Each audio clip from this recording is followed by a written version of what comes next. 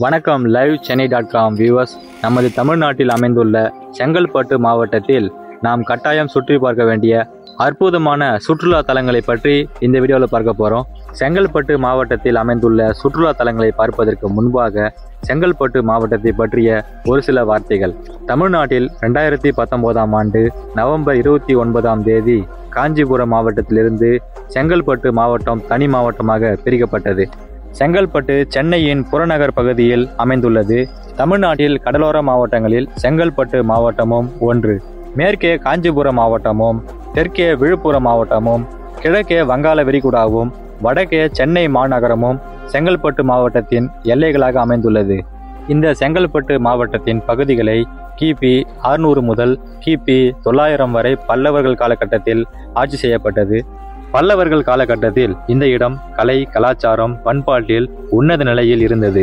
இங்கு பல்லவர்கள் ஆட்சி காலத்தில் செதுக்கப்பட்ட மாமல்லபுரம் சிற்பங்கள் மற்றும் கிழக்கு கடற்கரையோரமாக அமைந்துள்ள குடைவரை கோவில் ஆகியவை தமிழன் பண்பாட்டிற்கு மட்டுமல்லாமல் இந்தியர்களுக்கும் பெருமை சேர்க்கும் விதமாக உள்ளது.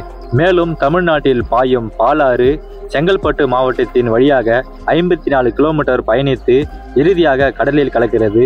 மேலும் இம்மாவட்டத்தில் வடக்கே அடையாறு ஆறும், தெற்கே ஓங்கூர் ஆறும், மேலும் பல சிறிய ஆறுகளும் பாய்ந்து இம்மாவட்டத்தின் விவசாயத்திற்கு முக்கிய பங்காற்றுகிறது. செங்கல்பட்டு மாவட்டத்தில் நெல் சாகுபடி பெருமளவில் பயிரிடப்படுகிறது.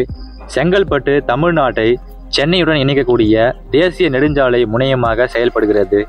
செங்கல்பட்டு மாவட்டம் சென்னை மாநகரத்திலிருந்து 56 கிலோமீட்டர் தொலைவில் அமைந்துள்ளது.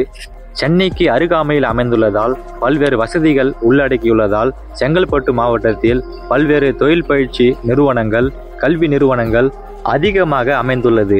இங்கு மகேந்திரா, அப்போலோ டயர்ஸ் மற்றும் பல தொழிற்சாலைகள் நிறைந்துள்ளதால் இங்கு பல்வேறு இளைஞர்களுக்கும் மக்களுக்கும் வேலைவாய்ப்பு வழங்கப்படுகிறது. இவ்வளவு சிறப்புகள் வாய்ந்த நமது செங்கல்பட்டு மாவட்டத்தில் நாம் சுற்றி பார்க்க வேண்டிய சுற்றுலா தலங்களை பற்றி இப்பொழுது பார்ப்போம். முதலாவதாக மாமல்லபுரம். மாமல்லபுரத்தில் உள்ள சிற்பங்கள் அனைத்தும் இயற்கையாகவும் நளினமாகவும் இருப்பதால் மக்களால் பெரிதும் ஈர்க்கப்படுகிறது.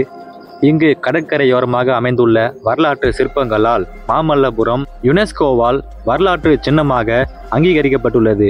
இவ்வளவு வரலாற்று சிறப்புமிக்க மாமல்லபுரம் சென்னையிலிருந்து 60 கிலோமீட்டர் தொலைவிலும், செங்கல்பட்டு மாவட்டத்திலிருந்து 27 கிலோமீட்டர் தொலைவிலும் அமைந்துள்ளது. இரண்டாவதாக வண்டலூர் உயிரியல் பூங்கா. சுமார் 1500 ஏக்கர் பரப்பளவில் அமைந்துள்ள இந்த உயிரியல் பூங்கா இந்தியாவின் மிகப்பெரிய விலங்கியல் பூங்காவாக விளங்குகிறது. இங்கு 1500க்கும் மேற்பட்ட அரிய வகை உயிரினங்கள் வளர்க்கப்பட்டு வருகிறது. சென்னையிலிருந்து 30 கிலோமீட்டர் தொலைவில் இந்த விலங்கியல் பூங்கா அமைந்துள்ளது. மூன்றாவதாக அருள்மிகு வேதகிரீஸ்வரர் திருக்கோவில். திருவாசக தலங்களில் ஒரு தலமாக விளங்குகின்ற இந்த திருக்கோவில் திருக்கழுக்குன்றத்தில் அமைந்துள்ளது. சுமார் 1500 வருடங்களுக்கு பழமையான இந்த திருக்கோவில் மலைக்கு மேல் அமைந்துள்ளது. நான்காவதாக திரிபுர சுந்தரி திருக்கோவில்.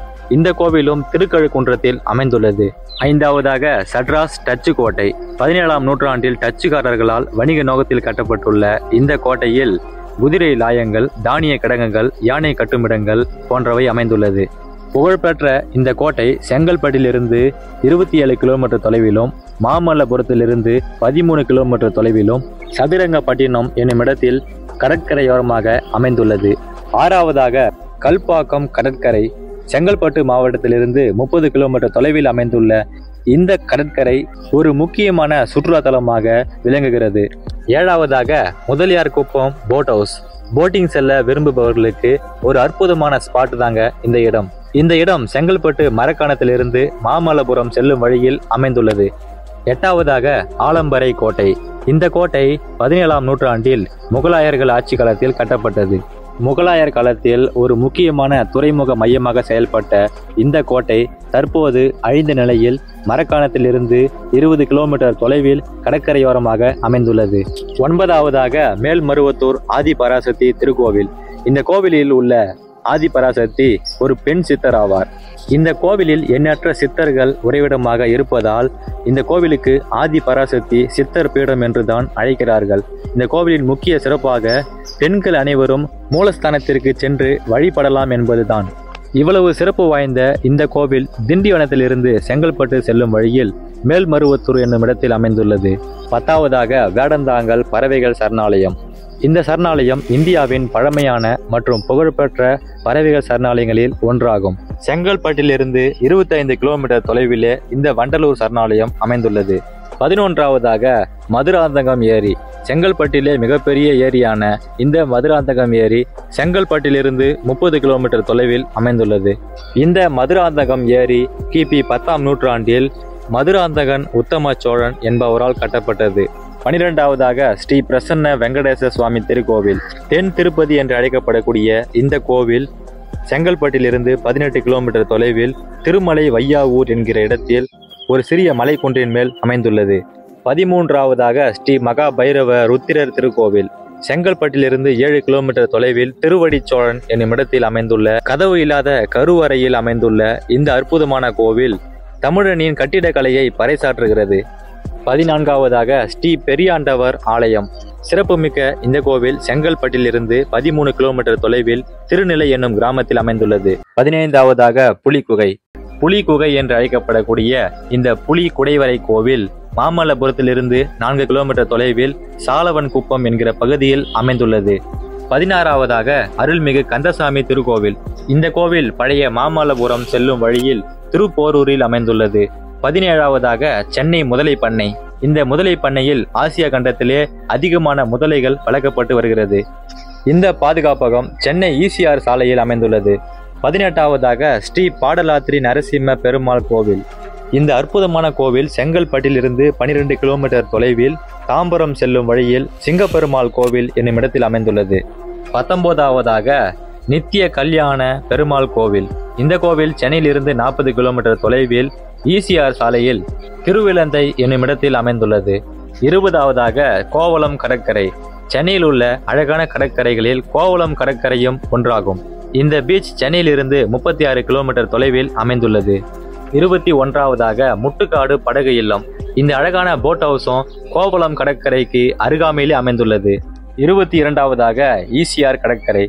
இந்த பீச்சும் சென்னையிலிருந்து 27 கிலோமீட்டர் தொலைவில் மாமல்லபுரம் செல்லும் வழியில் அமைந்துள்ளது. 23ஆவதாக தக்ஷண சித்ரா அருங்காட்சியகம். தென்னிந்தியாவின் பழமையான நாகரிகத்தை விளக்கும் இந்த அருங்காட்சியகம் சென்னையிலிருந்து 25 கிலோமீட்டர் தொலைவில் ஈசிஆர் ரோட்டில் முட்டுக்காட்டுக்கு அருகாமையில் அமைந்துள்ளது. 24ஆவதாக எம்ஜிஎம் டிசி வேர்ல்ட். இந்த அற்புதமான இடமும் இதே ஈசிஆர் சாலையில் முட்டுக்காடு என்னும் இடத்தில்தான் அமைந்துள்ளது. 25ஆவதாக ஜெகநாதர் திருக்கோவில். இந்த இடமும் சென்னை ஈசிஆர் சாலையில் கானத்தூர் ரெட்டி குப்பம் என்னும் இடத்தில் அமைந்துள்ளது. இந்த வீடியோவில் நாம் பார்த்த செங்கல்பட்டு மாவட்டத்தின் சிறப்புகளையும் செங்கல்பட்டில் சுற்றி பார்க்க வேண்டிய அற்புதமான சுற்றுலா தலங்களில் நீங்கள் எந்தெந்த சுற்றுலா தலங்களுக்கு சென்றீர்கள் என்பதை நமது கருத்து பக்கத்தில் தெரிவிக்கவும். மேலும் பல சென்னையை பற்றிய சுவாரஸ்யமான தகவல்களை உடனுக்குடன் தெரிந்து கொள்ள நமது லைவ் சென்னை சேனலை மறக்காம சப்ஸ்கிரைப் பண்ணி ஃபாலோ பண்ணுங்க. மீண்டும் ஒரு அற்புதமான வீடியோவில் உங்களை சந்திக்கிறோம். நன்றி, வணக்கம்.